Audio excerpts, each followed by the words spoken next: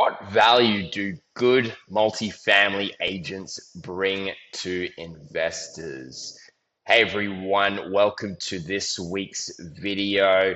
We're going to take a dive into the brokerage world and talk about what a good multifamily agent or broker, interchangeable terms depending on which state you're in, can bring to investors. So we're specifically talking about the buy side. So maybe you're purchasing your first multifamily property, or perhaps you've already got an existing portfolio. The brokerage world, agents and brokers in multifamily play a huge role in the industry.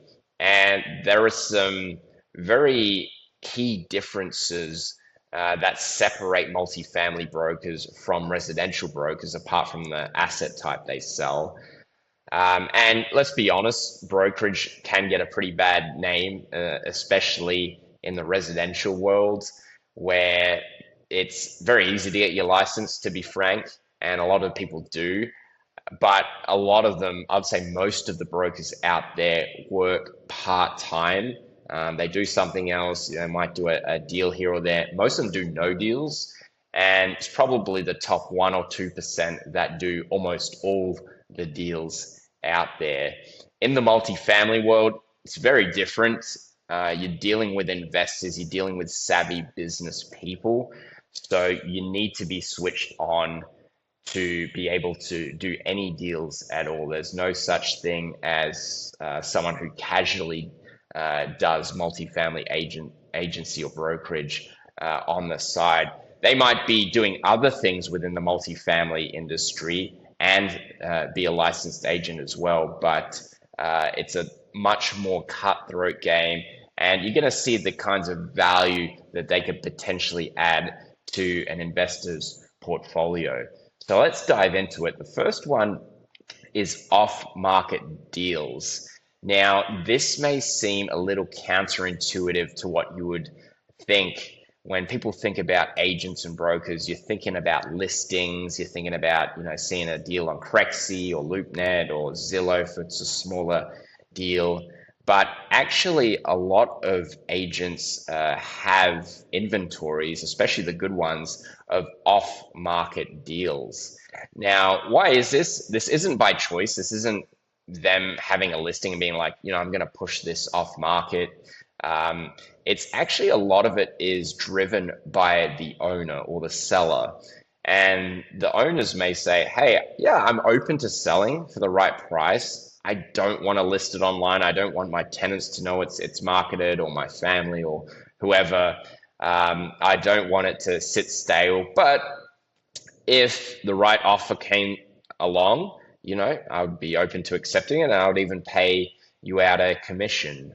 So that is a scenario that happens a lot more than people think. And so buyers brokers will actually have, an inventory of deals where they know the seller is willing to sell. They approximately know the price he'd be willing to sell at. All it takes is a buyer that kind of ticks all the boxes as far as the property goes, and they could put the deal together. So that's a good, that's a really good strategy if you're new to real estate investing on the multifamily side and you're not seeing deals you like on market. Pick up the phone, call local brokers especially A brokers, who seem like they know what they're doing, and they can potentially have off-market deals that you wouldn't have known about otherwise. The second one we're going to talk about is local insights. So it depends on what kind of radius you're looking in for properties. I've always been a fan of a larger area. So I'm in South Florida here, so I'll look at the whole of South Florida. Some people might do the whole of Florida. Others, say in the Midwest, you might do like the Chicagoland area, northern Indiana, southern Wisconsin. The problem with having a bit of an expanded area like that is that you can never know every single submarket really, really well, like at a street level about what's going on. There's just too much data, too much information out there. And there's a lot of insights as well that are intangible, that don't have data points that can point you in the right direction. But knowing a good multifamily broker who works locally, who's constantly on the streets talking to owners, going around different places, they can give you incredible insight that you wouldn't be able to get anywhere else, at least not to the level of depth, without investing all your time and efforts to learning them all. And to be honest, there's not really a feasible way you can do that. So the local insights, who's selling, which restaurants are moving where, which new developments are happening, which are not happening, what's the local politics like, all of that stuff is things that good agents and brokers should be on top of. And, simply, taking them out for coffee, even getting on a phone call with them, getting on a bit more of a personal level, you can learn a lot of these insights very quickly rather than going out and trying to figure them out all for yourself. The third one is credibility. So, especially if you're a new investor, you haven't picked up a property yet, or maybe you have one or two up your sleeve, or maybe you're new to a different market, having a buy side broker can bring credibility to you as a buyer. A seller wants to know who's on the other end of the deal. A lot less common in residential. Usually in residential, it's, hey, who has the best price, the best terms? I don't care who's on the backside as long as the deal gets done. With multifamily and commercial, it's a lot more driven by, can this buyer actually close? Are they going to try and retrade on me? When we go through inspection, they're going to ask for a ton of credits and renegotiate the price.